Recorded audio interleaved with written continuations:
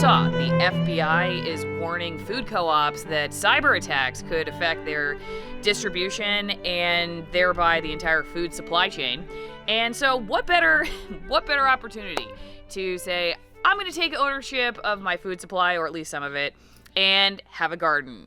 And we now have a container garden. We're still going to be adding more containers to it. My husband, Lynn, built these, and in a second, he's going to tell you how and why we decided to do it this way. But this video, as many of these videos are, is not to say we're experts, but just that you can be a city slicker who decides, you know what, I'm done being dependent on a system that has so many vulnerabilities, and I want to start taking ownership of my own food supply, or at least have some involvement in it to reduce vulnerabilities and to have more resilience in the face of some of the stuff we may be seeing in days, weeks, years to come.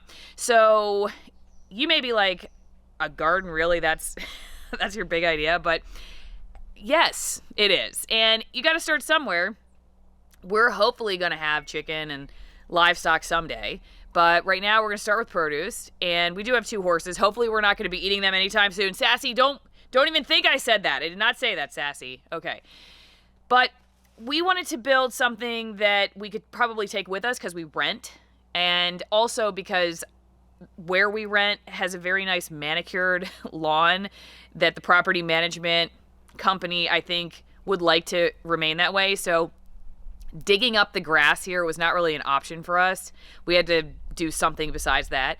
We probably could have dug up the grass in the horse pasture, but then the horses could have eaten the vegetables. Plus, it'd be a little bit more, I think, more vulnerable to deer. And hopefully where it is right now, this is something we can move with us wherever we go. I don't have to bend over all the way to weed and stuff like that, so that's kind of cool.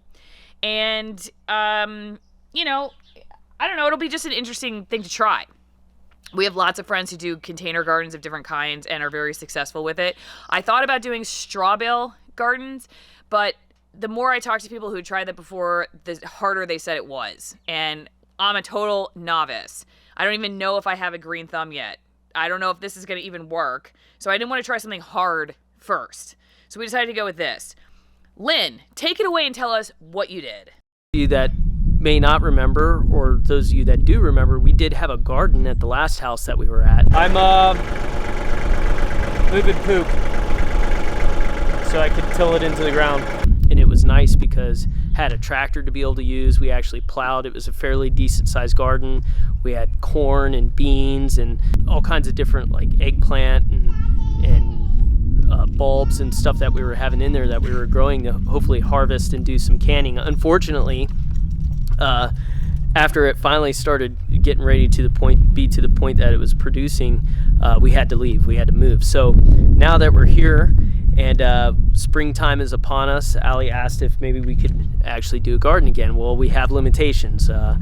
First of all, we have the horses, and we also have deer that run rampant here, so we don't want them getting into the garden. And also because Allie's going to be pretty much doing it mostly by herself, you know, I wanted to make it easier on her to be able to actually work and process the garden. So what we did was I built a 2x4 platform for her to put it at about waist height for her, and we used these Home Depot storage bins that were shallower, that sit right into the frame, and that'll allow her to have the dirt in there that she needs. We have drain holes in it. There you go. Yeah. Rapid fire. Oh, that's great. This is why we don't let her mess with handguns, folks. But it brings it up to a height that she can manage it and she can work on it, and hopefully also keep it away from some of the critters. And the other thing we want to do is mitigate things like weeds and stuff like that. Once we drilled the holes in the containers, we put down this cloth material that will allow moisture to escape but keep the soil from going through the holes.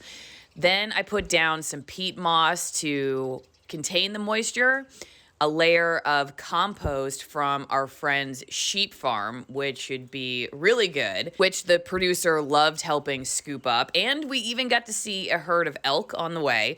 And then on top of that, I put some soil, just some organic soil that we got from our local farm store.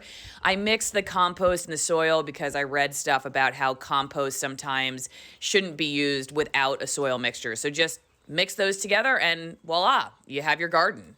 I bought a lot of seeds, so we actually have 12 of these containers all together. Right now, we only have 5 of them lifted, but we may lift more, or we'll just have ones like for tomatoes that grow higher.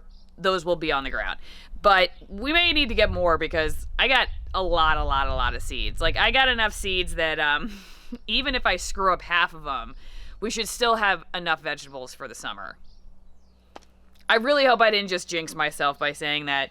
Come on, seeds. You know, you can do it. You can do it, seeds. We are starting with stuff that can handle about 40 degrees because it's still getting pretty cold right now.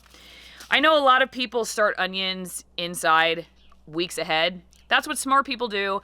I started mine like a week ahead and I figured, you know what, I'm going to try both the starts in the house and I'm just going to throw some out here and let's just see what happens. So we got some Texas early grano, is that how you say it, onion? We also have this Weathersfeld red onion. And then this kind of onion, Ishikura onion. So those are our 3 onions we're going to grow.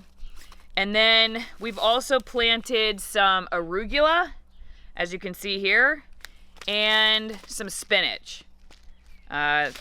Spinach can go down, it says, to 45 degrees, as the arugula goes all the way down to 45 too. And, oh, this is one I'm really excited about. Wasabi arugula. I love wasabi. I'm really into like mustard greens and stuff. And I like wasabi anyway with sushi and whatnot. Maybe I'll feel like I'm eating sushi when I'm eating this. I'm not sure. But I'm really excited about this too. So that's what we planted so far. And we'll see. I know pretty much nothing about gardening other than a little bit that I've read online. And as Lynn was saying earlier, we did plant a garden at our last rental. And I know even less back then, and we still grew vegetables, and it worked. So this is all just to say that, you know what, you can do it. There's a low possibility that you know less than I do, and we believe in you. So don't forget to like, share, and subscribe. Tell us your stories of learning how to garden, any tips that are helpful. Like somebody told us, just throw the onion seeds on top. One guy you knew always had big onions, and he would just put the seeds on top of the soil. He wouldn't dig them down.